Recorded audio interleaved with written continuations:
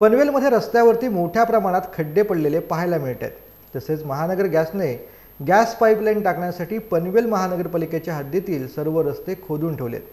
खोदलेल्या रस्त्यावरती वरवरती मोठ्या प्रमाणात खडीने खड्डे भरण्यात आले, मात्र हे भरलेले आता रस्ते खचायला लागलेले आहेत। या खड्ड्यांमुळे शाळेतील मुले, महिला, बाईकस्वार यांच्या जीवाला धोका निर्माण झालाय। विशेष करून अपघातांचं प्रमाण देखील वाढलंय। पावसाळ्यापूर्वी रस्ते पूर्ववत करण्याचं काम महानगरपालिकेचं होतं, पण पनवेल महानगरपालिकेने काम केलेलं दिसत नाही। त्यामुळे पनवेल पालिकेचा निषेध करण्यासाठी मनसेच्या वतीनं हँडिकॅप मोर्चा काढण्यात आला।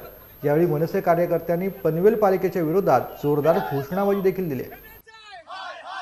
परत नवीन टेंडर काढायचं, नवीन रस्ते बनवायचे, परत पैसे घ्यायचे, कमिशनवर सर सगळं चालतं। कमिशन सगळं कमिशन सर, तुम्ही सर, रस्ते बनवायला आले की कमिशन खायला आले का? रस्ते बनवते की कमिशन खाताय तुम्ही?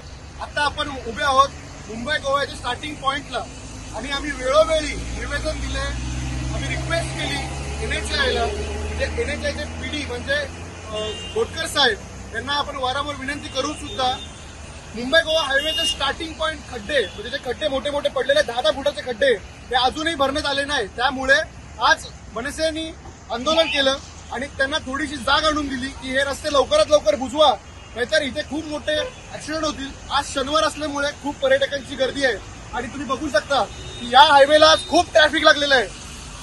या ट्रॅफिकमध्ये जर अँब्युलन्स अडकली तर त्याला जबाबदार कोण? तर त्याला जबाबदार फक्त एनएचआय।